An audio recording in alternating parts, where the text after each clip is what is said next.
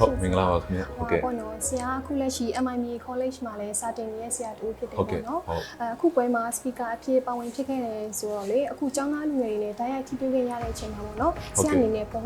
လို့ဘဟုတုတမျိုး lesson ပေးတန်းချင်ပါတယ်ရှင်ဟုတ် ဟုတ်ကဲ့ပါခင်ဗျအခုလက်ရှိကတော့ကျွန်တော်ဒီ marketing ဆိုတဲ့ဒါ modern marketing kit ကိုရောက်လာတယ် business ဆိုရင်လည်းကျွန်တော် modern business ဘက်ကိုရောက်လာတယ်ပေါ့ဆိုတော့အရင်ဆုံးတမျိုးကြကျွန်တော်မြို့ဖလာဒီစီးပွားရေးလှုပ်ဆောင်တဲ့ကဏ္ဍတွေကနေအခုဆိုရင်ဒီပညာပေါင်းဆက်ပြီးတော့မှပြောင်းလဲပြီးတော့ကျွန်တော်လှုပ်ဆောင်လာတဲ့ဒီ modern business kit ကြီးကိုရောက်လာပြီပေါ့နော်အဲအကြောင်းလက်ရှိဒီကျောင်းသားတွေပြည်တော်လုပ်ငန်းရှင်တွေအနေနဲ့က modern business မှာသွားနေတဲ့ marketing ပုံစံတွေ customer တွေရဲ့ပြောင်းလဲနေတဲ့သူတွေရဲ့ဒီ behavior တွေ mind တွေပေါ့နော်ဒါတွေအားလုံးကျွန်တော် AI အနေနဲ့ပေါင်းဆက်ပြီးတော့မှဘယ်လိုမျိုးကျွန်တော်တို့ recruiting မြန်စွာနဲ့ business ကိုထိထိရောက်ရောက်အသုံးချနိုင်မယ်ဆိုတဲ့အကြောင်းတွေဒီပွဲလေးမှာမျှဝေသွားမယ်လို့ကျွန်တော်တို့ပြင်ဆင်ခဲ့ပါတယ်ဟုတ်ပြီးတော့ပေါ့နော်ဆရာဒီပွဲမှာပြောကြားပေးမယ် modern management and modern marketing မှာ digital transformation တွေနဲ့ပြီးတော့ AI driven marketing တွေရပါတော့အခုခေတ်မှာဘယ်လောက်ထိအရေးပါပြီးတော့မှလက်ရှိပေါ့နော် SME လုပ်ငန်းရှင်တွေဒါကိုဘယ်လိုစတင်နေလဲဆိုတာကိုလည်းပြောပြပါအောင်ရှင်ဟုတ်ကဲ့ပါခင်ဗျာအခုလက်ရှိဆရာတို့ကိုယ်တိုင်လည်းဒါကိုယ်ပိုင်စီးပွားရေးလုပ်ငန်းတွေလုပ်နေတဲ့အခါကျတော့ဈေးကွက်ထဲမှာကပြန်ဆိုင်မှုကအရှိခဲတဲ့ပုံပြီးတော့ပြင်းထန်လာတယ်ပေါ့နော်လူတွေအားလုံးကလည်း digital transform ပေါ့အဓိကအပြင် social media platform တွေကိုတော်တော်များများလည်းအသုံးချလာကြတယ်ဆိုတော့နေ့စဉ်နဲ့ည TikTok မှာလည်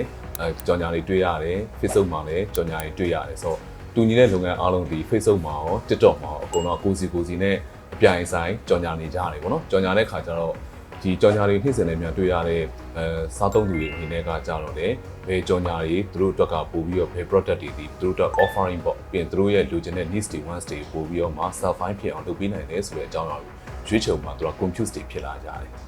အဲ့တော့စားသုံးသူတွေရဲ့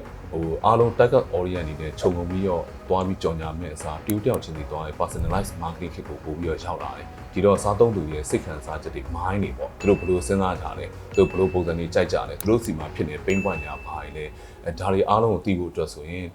တာမန်ဒီ digital ပုံစံတွေနဲ့အသုံးပြုနေမဲ့အစား AI အနေနဲ့ထပ်ပြောင်းဆက်ပြီးတော့မှဒီစားသုံးသူရဲ့စိတ်ကိုသိအောင် behavior တွေသိအောင်သူတို့ရဲ့ဝယ်ယူတဲ့ပုံစံတွေသိအောင်ဒါတွေ AI နဲ့ပေါင်းဆက်ပြီးတော့တွဲဖက်ပြီးလေ့လာလို့ရပါတယ်ပြောချင်တာကတော့AI ကကြတော့ efficiency ဖြစ်အောင် effective ဖြစ်အောင်တော့မြန်မြန်ဆန်ဆန်နဲ့လိုချင်တဲ့ report တွေပေါ့နော်ထွက်အောင် result တွေထွက်အောင်လုပ်ဆောင်ပေးနိုင်တယ်human ကကြတော့ thinking ကိုသွားရမယ်အဲ့တော့ AI ရဲ့ effective ကိုယူတယ် human တွေရဲ့ creative thinking ကိုယူပြီးနှစ်ခုပေါင်းဆက်ပြီးသွားမယ်ဆိုရင်စီးပွားရေးလုပ်ငန်းတွေကကိုယ်တယောက်တည်းစဉ်းစားနေရမယ်အစား AI နဲ့ပေါင်းဆက်ပြီးတော့မှမတူညီတဲ့ရှုထောင့်မျိုးစုံကနေအတွေးခေါ်တွေအကြံဉာဏ်တွေပေါ့နော်ပြင်ကိုယ့်ရဲ့ assistant တယောက်လို AI တွေကိုပို့ပြီးတော့အသုံးပြုနိုင်နိုင်ပါတယ်ဒါအပြင်ဆရာတို့ဆိုရင် AI financial management နေရာမှာလည်း AI ကိုသုံးတယ်ပြင်တော့ digital marketing လုပ်ဖို့အတွက် content တွေပြင် graphic design တွေ idea generate လုပ်တဲ့အခါမှာလည်း AI တွေသုံးတယ်ပြင်ထုတ်ကုန်တွေထုတ်မယ်ဆိုလည်း AI တွေနဲ့ research တွေလုပ်တယ်ပေါ့နော်ဆိုတော့ AI နဲ့ research လုပ်တဲ့အခါကျရင်တော်တော်လေးလျင်မြန်မြန်လေးနဲ့ပိုပြီးကောင်းတယ်ဒါကြောင့်ဒီ AI transform ဖြစ်သွားတဲ့ kit ကြီးကိုရောက်လာတဲ့အခါကျရင် AI အနေနဲ့ကမဖြစ်မနေလူတိုင်းဒီထိတွေ့ထားဖို့အရေးကြီးပါတယ်ဆိုတော့ SME လုပ်ငန်းရှင်တွေတော်တော်များဆိုလည်း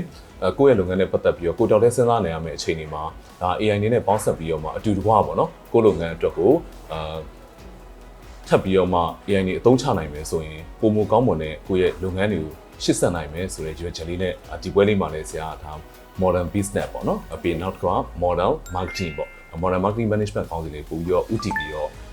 ပြပြပြီးတော့ရှိပါတယ်ဟုတ်ကဲ့ပါပြီးတော့ပေါ့နော်ဒီပေါ့ဆရာကိုရန်ကလည်း branding ပညာရှင်တူဖြစ်တယ်ပေါ့နော်ပြီးတော့ကိုပိုင်စီးပွားရေးကိုလည်းအောင်မြင်အောင်ဆောင်နိုင်နေဆိုတော့စီးပွားရေးဆက်လုပ်ရှင်တဲ့မန်နီယာလူငယ်တွေဆရာကြီးရဲ့ဒီတိကျတဲ့ကြံပေးခြင်းနဲ့ကြံပေးချက်လေးကိုလည်းကြည့်ပြရစီရှင်ဟုတ်ကဲ့ပါခင်ဗျာbranding ကတော့ဈေးကွက်ထဲမှာအဓိကအဖြစ်ဆိုတော့ကိုယ်သိအောင်မိတ်ဆက်ပြီးတော့ awareness လုပ်ရတဲ့သဘောပေါ့နော်ဆိုတော့ branding ဒီအရင်ရေးကြည့်ပါတယ်ဘာကြောင့်ဆိုတော့ brand တစ်ခုပေါ်မှာလူတွေက think ရှိတယ်ပြီးရင် feeling တွေရှိကြတယ်ပြီး emotion တွေရှိကြတယ်ဒီသုံးခုနဲ့ပေါင်းဆက်ပြီးမှဒီ brand တွေပေါ်မှာလူတွေဒီတက်ကြွသွားတယ်သူတို့ကချစ်ခင်လာကြတာပေါ့နော်ဒါကြောင့်လုပ်ငန်းတစ်ခုစလုပ်မယ်ဆိုရင်ဆရာတို့အနေနဲ့က sales ကိုယူရတချို့ကကြတော့ sales ကိုပို့ပြီးတော့ focus သွားကြတယ်ဒီနေ့ပြောမယ့် seminar လေးမှာလည်းဒါလေးကိုပါပါတယ် sales ကကြတော့ short term ကိုသွားတာပေါ့နော်တကယ်တမ်း marketing ကကြတော့နောက်တစ်ခုက branding ကကြတော့သူက long term ကိုပို့ပြီးသွားတာဖြစ်ပါတယ်အဲကြောင့်လက်ရှိစီးပွားရေးလုပ်ငန်းတွေလုပ်မယ်ဆိုရင်တော့ဈေးကွက်ထဲမှာပို့ပြီးတော့မှကိုယ့် brand ကိုချစ်ခင်လာအောင် awareness ဖြစ်လာအောင်ပြီးရင်အားပေးထောက်ခံမှုတွေပို့ပြီးရလာအောင်အတွက်ကို branding ကိုတိတိကျကျလေးလုပ်တင်တယ်ပြင်ဆင်တင်တယ်ပြီးရင် brand က brand ခုဆိုရဲ့သဘောတဘာဝဒီကို brand က value နဲ့ commitment ကိုပေးတာပဲကို brand ကဘာကိုစားသုံးလို့ commitment ပေးမယ်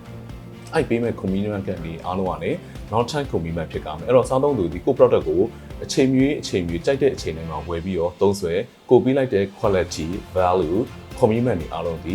ကြိုက်တဲ့အချိန်မှာဝယ်ဆိုရင်ဒီ quality ကိုအပြည့်အဝရမယ်ဆိုတဲ့ commitment ကိုကောင်းကောင်းပေးနိုင်ရမယ်ပေါ့နော်အဲ့အတွက်ကို brand တွေပေါ်မှာလူတွေချစ်ခင်တာအတွက်ကိုအများကြီးစူးစမ်းပြီးတော့ဥတည်ပြီးတော့လည်းလုပ်ဆောင်နေပါတယ်လို့အဲ့တော့ balance ပြန်ပြမယ်ဆိုတော့ branding နဲ့လုပ်ပါတစ်ဖက်မှာ sales ကိုလည်းလုပ်ပါဒီလိုနှစ်ဖက်လုံးသွားမယ်ဆိုတော့ကို brand ဒီ long term မှာပို့ပြီးတော့ customer ရဲ့ချစ်ခင်မှုပေါ့နော်ပို့ပြီးတော့ရရှိမယ်လို့အကြံပြုချင်ပါတယ်ဟုတ်ကဲ့